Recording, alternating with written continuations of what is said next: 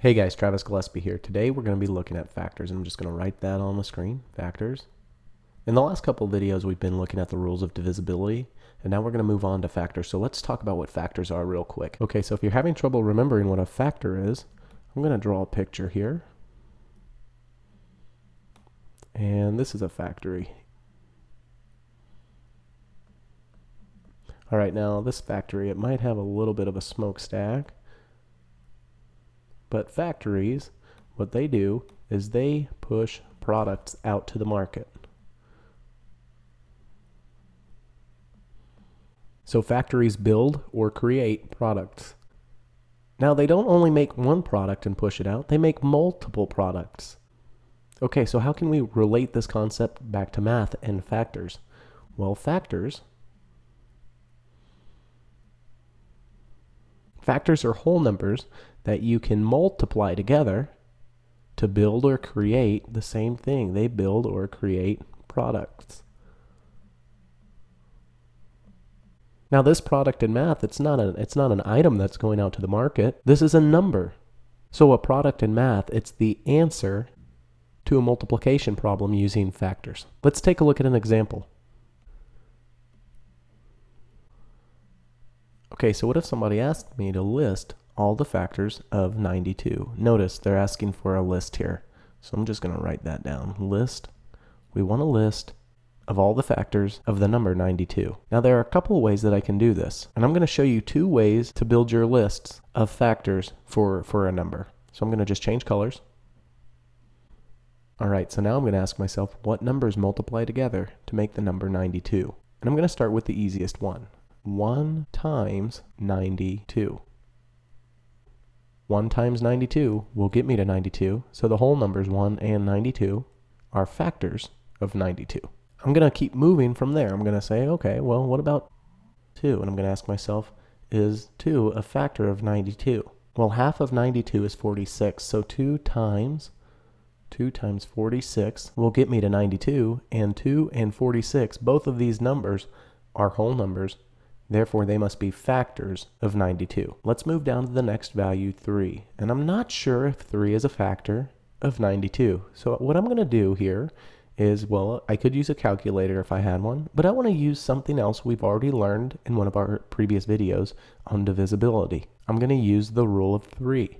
And the rule of 3 says the sum of the digits in the value have to be divisible by 3. In fact, let me bring that information up on screen real quick.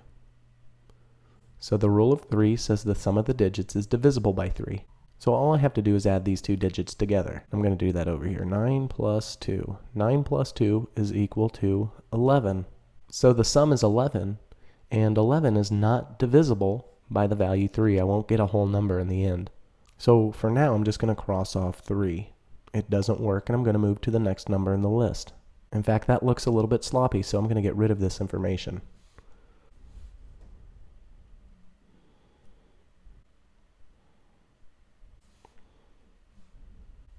So the next number in the list that we're going to look at is 4.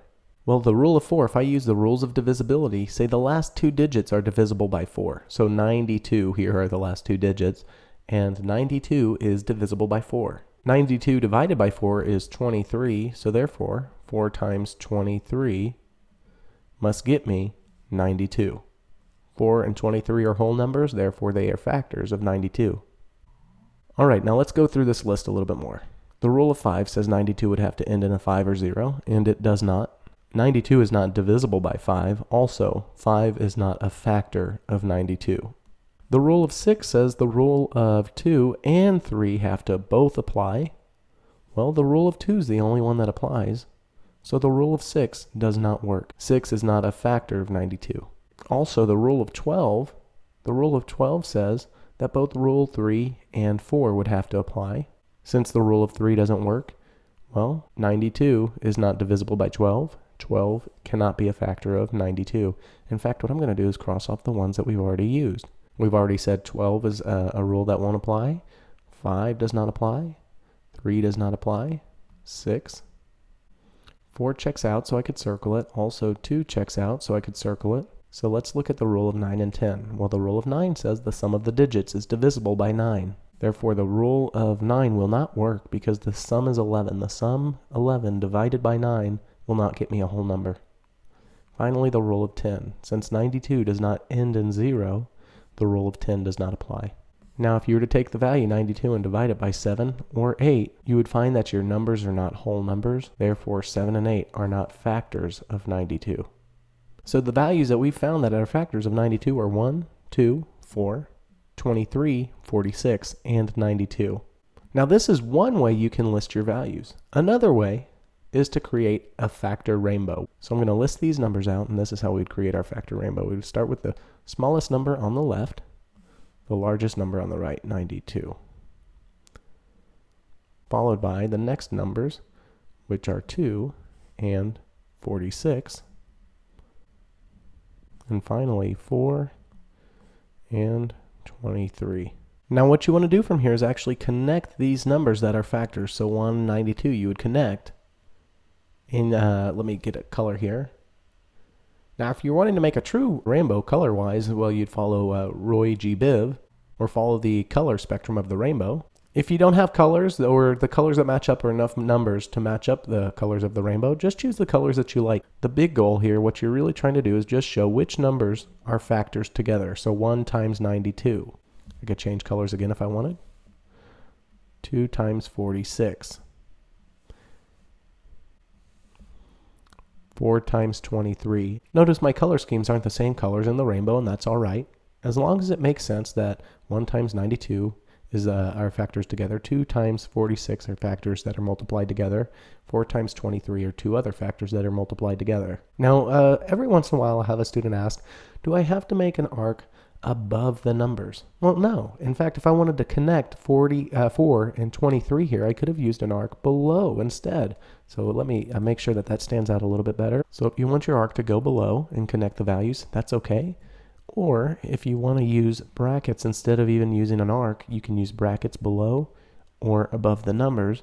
Again, the goal is not to determine what colors you use or how to connect the numbers. It's that you're connecting the right numbers. That's what's most important. All right, so I'll just connect with an arc again. Let's take a look at another value.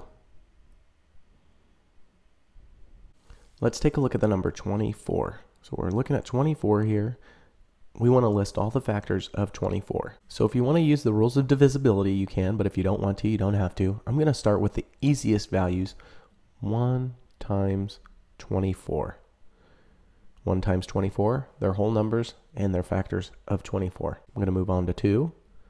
2 times 12 will also get me to 24. Also, the next number in the list would be 3. 3 times 8. The next number in this list would be 4, and 4 times 6 will get me to 24. Now take a look here. The next number in this list would be 5. But 5 is not a factor of 24. So 5 does not work. And after 5, the next number in the list would be 6. Well, 6 times 4. Well, you don't necessarily need to write this. It's already written above as 4 times 6. So we already know 4 and 6 are factors of 24. You don't need to relist it as 6 and 4 being factors of 24. So I'm going to erase that information. And I want to show you one more cool thing. As the numbers on the left-hand side, as these numbers get larger as you move down the list, the numbers on the right-hand side, these are getting smaller. So at some point, they're going to connect or get really close to each other. Well, the closer that these numbers get to one another in your list, that tells you you're getting closer to finishing your list. Well, okay, we have our list. This is one way to write your list. This is one way. Another way to create your list is to create the rainbow, the factor rainbow. So I'm just going to write that word down.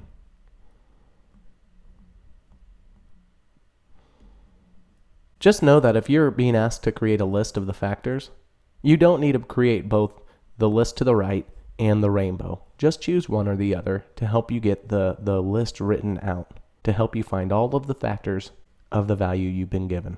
Okay, so for that rainbow, we have the values 1 and 24,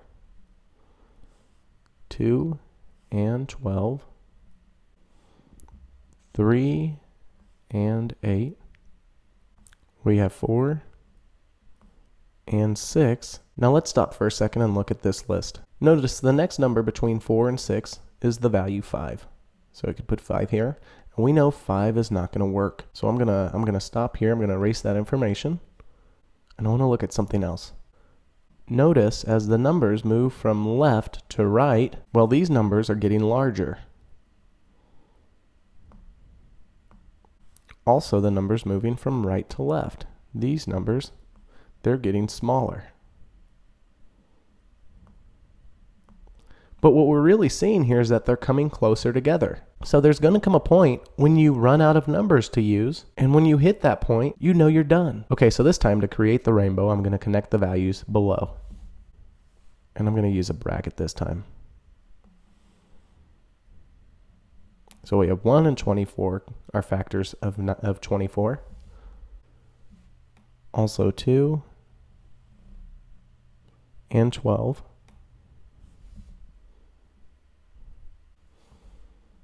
We've got 3 and 8. Finally, 4 and 6. 4 and 6 are also factors of 24. One last thing I want to note here. Sometimes you might have a teacher or somebody ask you to take these values and list them out after you've shown all your work. So in that case, I'm going to change pin colors. So you've created your list using multiplication, and then somebody might ask you to actually list those factors out. So 1 followed by 2 followed by 3, 4, 6, 8, 12, and 24. So here's a list of all the factors of 24. So some teachers might ask you to do this. For my students, I just make them create the list or the rainbow. You're already showing me your work of all the factors that are listed for that product. But just in case you're not sure, always check with your teacher if they want you to create that list further, or for them maybe make it more easier to find all the factors. I'll see you in another video.